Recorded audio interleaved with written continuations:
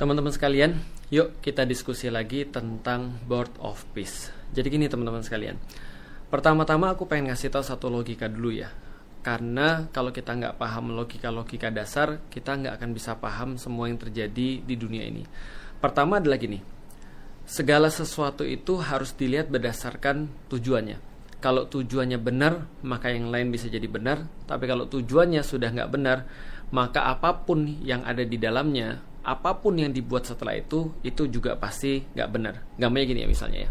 Kalau ada orang misalnya mau pergi ke Surabaya misalnya, maka ketika dia beli tiket, ketika dia nyiapin perbekalan, ketika dia misalnya apapun lah yang dia lakukan, nyiapin tiket buat nyari perbekalan, lalu terus kemudian dia nyari sepatu, dia terus kemudian ngapain pun itu berarti benar kalau memang tujuannya mau ke Surabaya. Tapi kalau misalnya tujuannya mau ke Surabaya, lalu terus kemudian dia pergi arah ke Padang misalnya, maka apapun akan jadi salah. Dia beli tiket jadi salah, lalu terus kemudian dia beli sepatu jadi salah, dia nyiapin perbekalan jadi salah, dan semua jadi salah. Jadi semua itu harus dilihat berdasarkan apa yang mau kita lakukan dan tujuannya apa. Itu dulu yang pertama kali teman-teman harus tahu. Maka kita juga harus tahu ketika kita berbicara tentang Board of Peace misalnya. Jadi kalau kita berbicara tentang Board of Peace, maka Board of Peace ini adalah apa? Board of Peace adalah sesuatu yang dibuat sama Donald Trump untuk ngasih tahu pada dunia bahwasanya siapa yang jadi bos. Teman-teman tahu Amerika sekarang itu kerjaannya benar-benar kayak preman. Benar-benar kayak preman pasar. Literally kayak preman pasar. Dia berbuat apapun yang dia mau karena dia tahu dia nggak ada lawan. Dia tahu bahwasanya nggak ada satupun yang bisa nantangin dia. Ini kita harus tahu. Jadi kesombongan yang sangat luar biasa ini ditunjukkan. Yang paling santer adalah ketika dia nangkep presiden Venezuela, Maduro. Dan itu melanggar hampir semua hukum-hukum internasional. Dia nggak peduli.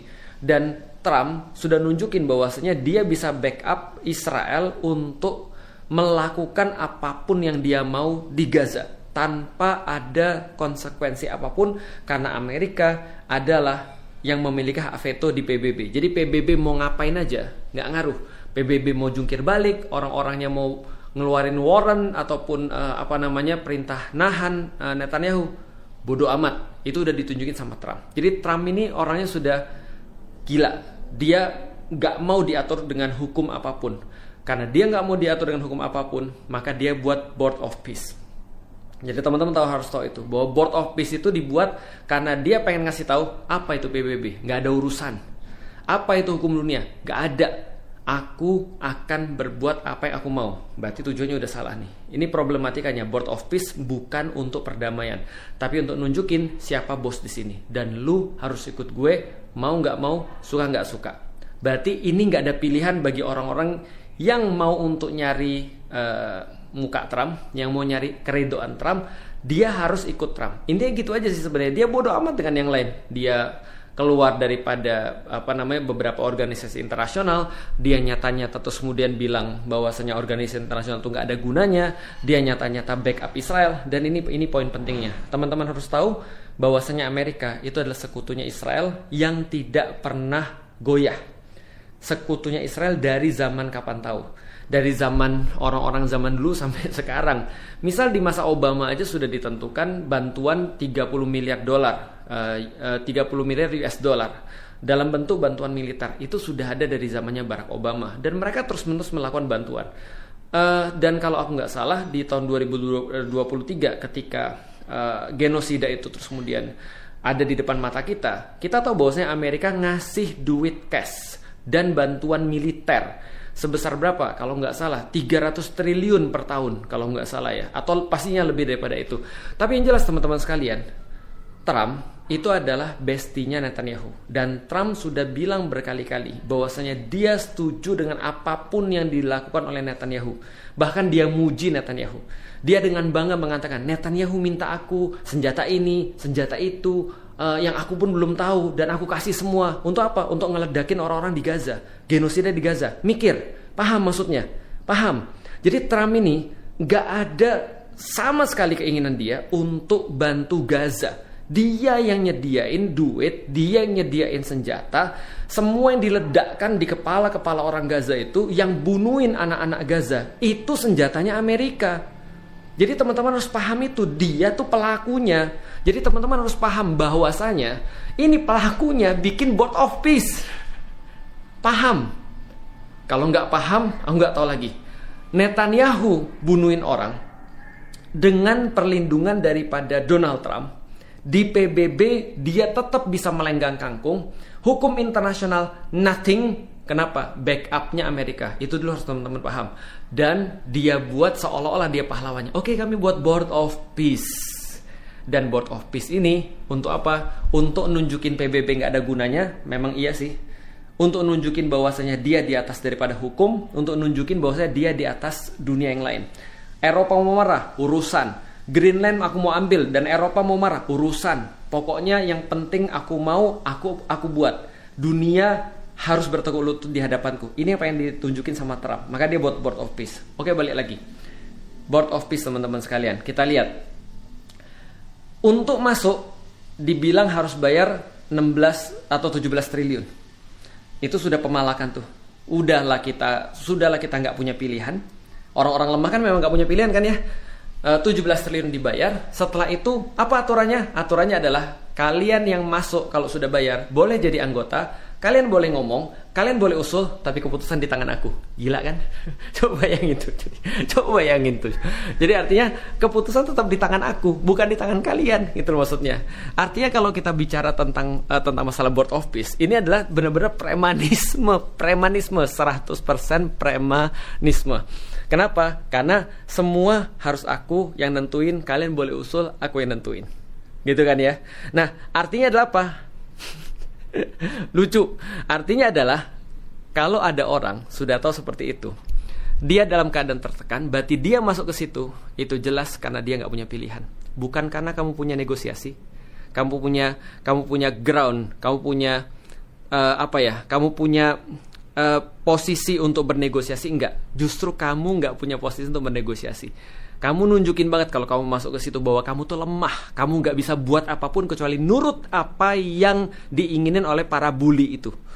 Oleh para orang-orang yang preman-preman itu. Karena dia memang, ya daripada nanti kita dipukulin, ya daripada nanti kita dinaikin tarif, ya daripada nanti kita dipersulit, ya udahlah kita ikut aja lah, terserah dia aja lah. Pokoknya kamu siap, izin bos, izin Pak Ketua, kami ikut. Karena kami nggak punya kekuatan, kami bahkan nggak bisa negosiasi.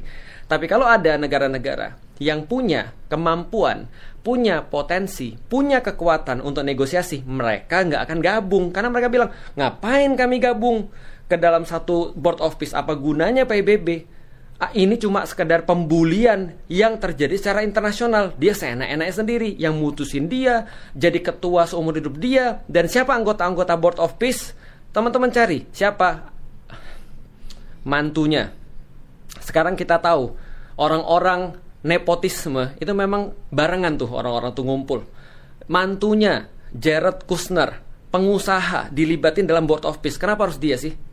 Dia jelas-jelas bilang apa? Dia pengusaha. Dia ngelihat Gaza sebagai cuma properti doang, properti.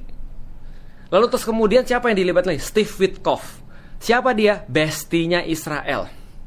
Jelas-jelas dia dari dulu adalah orang yang sangat dekat banget dengan orang-orang Israel dan Netanyahu. Lobby AIPAC. Siapa lagi terus kemudian? Marco Rubio. Sama bestinya Israel.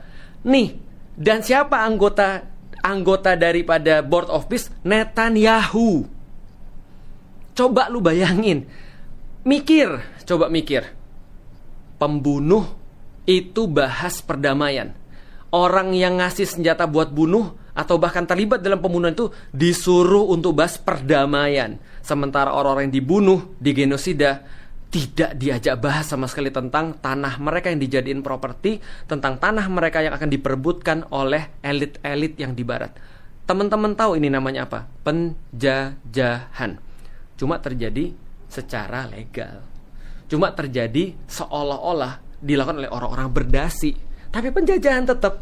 Tetap aja penjajahan. Kenapa? Penjajahan adalah ketika orang-orang di situ mereka tidak dilibatkan dalam urusan kemerdekaan mereka sendiri. Artinya penjajahan itu terjadi, neokolonialism. Bedanya Israel melakukan secara hostile takeover, lalu terus kemudian Amerika melakukannya dengan subtle takeover.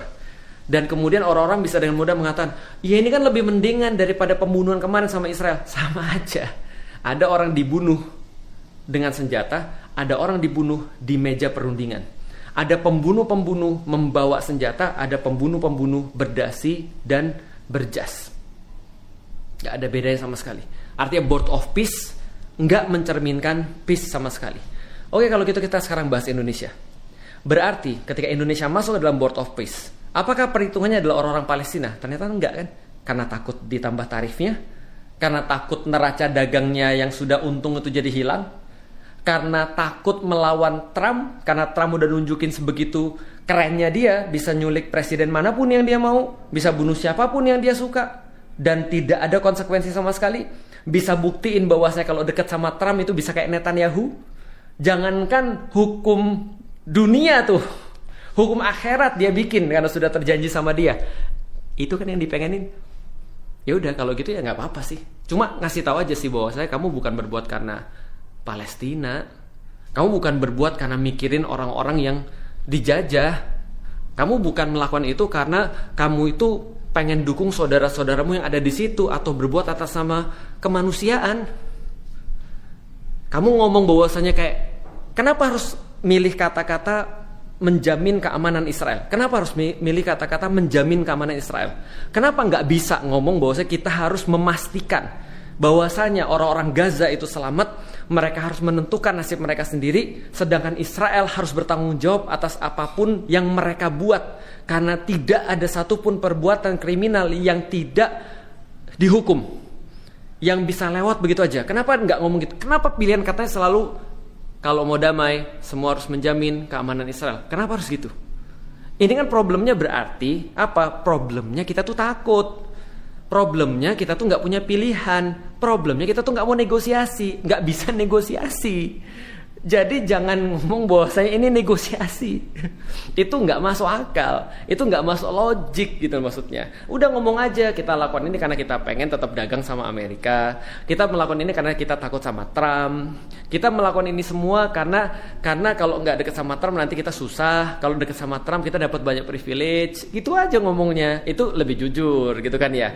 Lagian ngapain kita gabung ke PBB kalau gitu? Dan satu lagi, problematika yang lebih utama. Ini sudah termasuk jalan normalisasi dengan Israel. Kenapa aku bilang begitu? Karena guys, pemimpin kita guys, satu grup sama Israel, bahas tentang perdamaian, bahasnya bareng Israel. Dan Amerika sudah ngutus Steve Witkoff, Marco Rubio dan segala macam untuk ngobrolin plan untuk New Gaza, Board of Peace, perdamaian di Gaza, peace di Gaza dengan Netanyahu. Sakit nggak tuh? Sakit gak tuh? Dan coba bayangin, kalau nggak kita yang ngomong siapa lagi? Kalau kita yang nggak ridho, duit kita, suara kita, seolah-olah dia mewakili seluruh orang Indonesia gitu. Seolah dia mewakili seluruh orang Indonesia, menjamin keamanan Israel. Aku nggak mau sih. Aku nggak ikut-ikutan dalam madness ini. Aku nggak ikut-ikutan dalam kegilaan ini. Aku nggak ikut-ikutan dalam perkara-perkara yang menjijikkan kayak gini. Just supaya, kenapa aku bikin video ini? Supaya orang tahu di masa-masa ini aku ngomong. Kalau ada yang gak suka, ada yang berbeda pendapat, silahkan, monggo, silahkan. Tapi kita harus tahu bahwasannya penyakit itu bukan kelemahan fisik. Penyakit itu bukan ketika kita gak punya apa-apa sekarang, atau kita belum punya kemampuan untuk negosiasi. Tapi nih, masalah itu di kepala. Masalahnya adalah penjajahan pemikiran. Dan salah satu penjajahan pemikiran yang paling bahaya adalah ketika Anda merasa Anda bisa menyelesaikan permasalahan Anda dengan ide penjajah. Bahwasanya Anda bisa membebaskan Baitul Maqdis dengan cara pikir penjajah dan orang-orang pembunuh. Ini logika yang benar-benar harus kita tahu. Semoga teman-teman sekalian jadi mikir, semoga teman-teman sekalian mau bareng-bareng untuk ayo belajar. Karena bagaimanapun juga kita tahu kita lemah, kita nggak punya banyak pilihan, kita tahu. Tapi ayo, sampai kapan kita mau dalam keadaan gak punya pilihan? Maka ilmu itu akan memberikan kita pilihan, memberikan kita kekuatan, memberikan kita persatuan, cara respons yang paling baik dalam satu situasi, dan tentu saja kemenangan daripada Allah Subhanahu wa Ta'ala.